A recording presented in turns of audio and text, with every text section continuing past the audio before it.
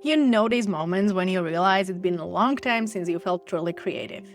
Not productive, not efficient, not ticking any of the boxes, but genuinely alive, playful, and inspired. I think most of us have been there.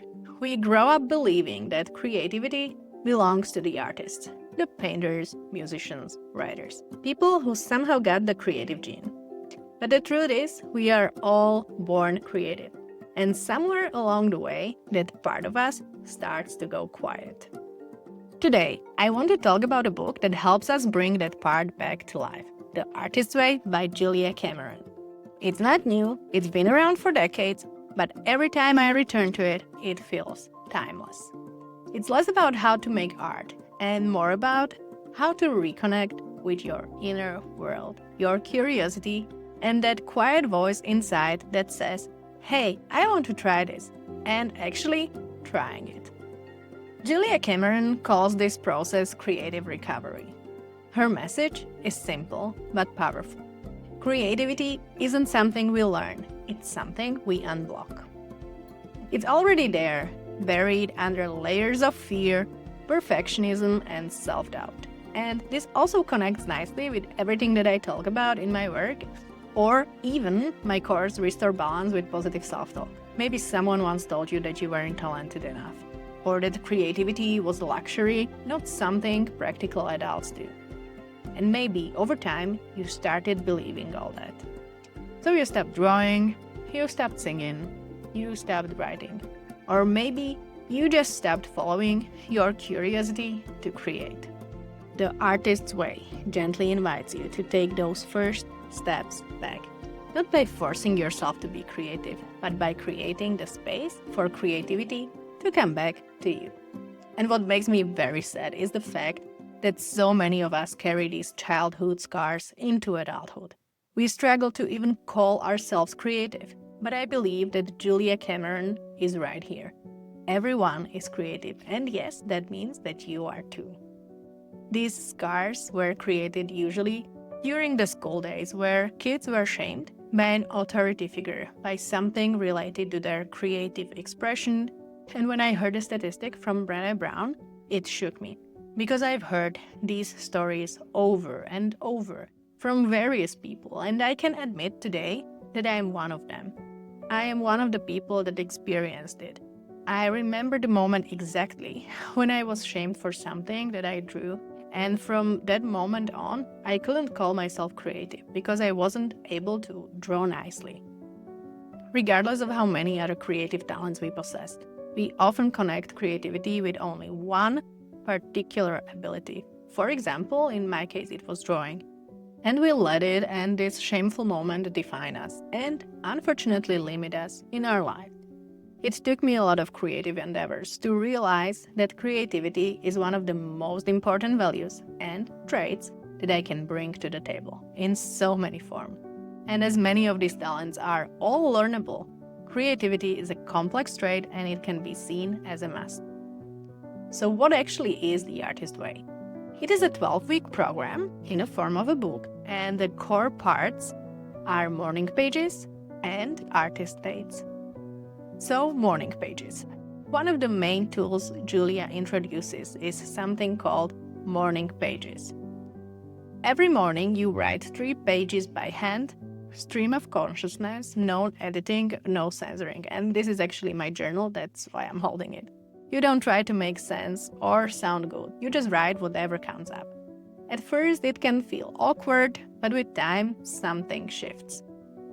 You start to see what's actually swirling in your mind, the worries, the little resentments, the self-talk you've been ignoring. And this is a great tool to start noticing your self-talk. So morning pages aren't about creating art, they're about clearing the mental clutter. It's like brushing your teeth, but for your thoughts. So for many people, this daily ritual becomes a space of honesty, a way to listen to yourself without judgment. And that's where creativity starts to flow again, from that place of inner truth. So one important note here, with my handwriting, 3 pages will take me more than an hour, so I stick to 1 page every morning. But you can start with half a page or even set a timer for 10 to 15 minutes so you can make sure that it fits into the time frame that you have.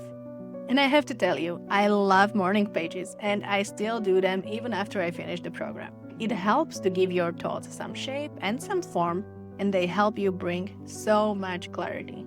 And we always need that. The second core tool is the artist date. Julia describes it as a weekly solo date with your inner artist. It's time dedicated to refilling your creative well, doing something playful, purely for yourself. Maybe it's visiting a flea market, walking through a botanical garden, or trying a new craft that you were always curious about. For me, it's usually the third one. And it's not about productivity, it's about curiosity and actually following your curiosity. Because when life gets busy, we often drain our creative energy without realizing it. The artist date reminds us that inspiration isn't found by working harder, it's found by feeling alive. And honestly, that idea alone can change the way you live. So you start seeing creativity not as an achievement, but as a relationship, one that needs attention, joy, and time. And it helps you strengthen the one relationship that you'll always be in, the one with yourself. Make it a self-care habit to not just pamper your skin, but also your soul. So during my first artist date, I was playing around with yarns and embroidery and various techniques to create a fiber art. It's the one here, it's still not finished, and I was so inspired that I even filmed some parts of it. And your date is just for yourself, but even the filming part was just for myself, and I even haven't watched it yet. But I was drawn to record some parts as I wanted to catch on camera the creative flow I get into. I will watch it now when creating this video, and let's see if I share it here. And if not, even the filming part was just for myself. For another date, I joined an online improv class, and it definitely got me out of my comfort zone. And it was truly fun. Yes, it was a little strange, but it was a fun experience, and I wouldn't have tried it if I wasn't prompted by artist dates. So something that makes the artist's way unique is its spiritual dimension. Julia Cameron talks about creativity as a partnership with a higher source, whatever that means to you. God, the universe, intuition, life itself. It's an invitation to trust, to believe that inspiration doesn't come from willpower, but from openness. You don't have to know where it's all leading. You just show up. You write your pages, you go on your artist dates, and you let life surprise you. And then you start to notice these synchronicities.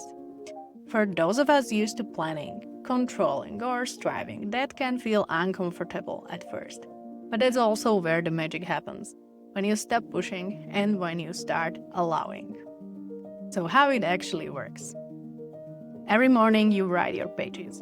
Every week you go on a solo date and you read a new chapter. And then there are these exercises and tasks for every week. Plus a check-in after the week ends so you can reflect on how it all went. One thing that I need to tell you here, it is a lot.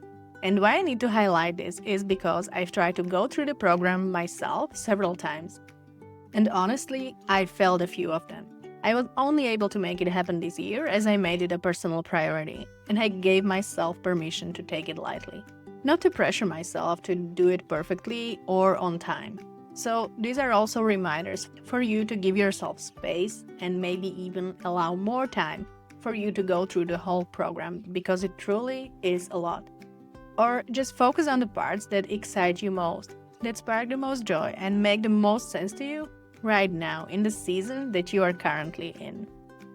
Make this process a joyful experience and don't push yourself too hard to go through it perfectly. I loved the experience and you can see how many notes I've taken. One thing that really stood out for me, an overthinker in very slow recovery, was from the week 3, and this is the quote. Never to ask whether you can do something. Say instead that you are doing it. Then fasten your seatbelt. The most remarkable things follow. And This has really resonated as I was drawn in the direction of focusing more on video production in my content to express myself creatively and somehow to connect my creative side with my coaching business. And it actually sparked the idea for creating a short-form series on live coaching lessons. So I went for it and I experimented with one during summer. This is also a great coaching program, and in its entirety, it covers a lot. So if you are not ready to work with me or any other coach now, it is absolutely okay. Go get this book and see where it helps you go.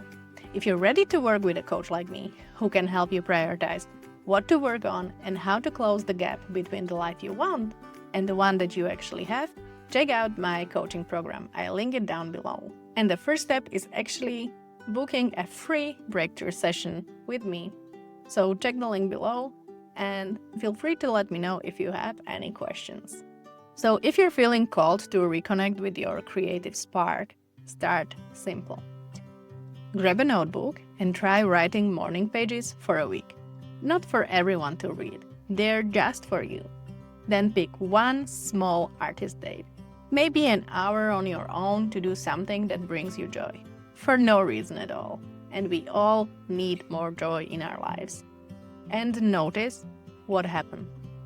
You might find new ideas coming more easily or a sense of calm returning to your mornings. Or maybe you'll just start feeling more like yourself again. That's the real beauty of the artist's way. It reminds us that creativity isn't separate from life. It is the life. It's how we process our experiences, it's how we heal, and it's how we find meaning. So if you've been feeling blocked or disconnected from your creative side, this might be your gentle nudge. Your creativity hasn't disappeared. It's just waiting for an invitation to come back. And maybe that invitation looks as simple as a handwritten page in the morning, or an afternoon walk without your phone, or saying yes to something that feels delightfully unnecessary. Because creativity doesn't ask for perfection, it asks for presence. And that, I think, is what the artist way is really about. Coming home to yourself, one page, one small act of curiosity at a time. Thank you for watching this video till the end, I really appreciate it. If this resonated, maybe take a little pause and ask yourself, when was the last time I felt deeply inspired? And what might help me to feel that again? Because the answer might be closer than you think. And if you enjoyed this one, I'm sure you'll like this video next.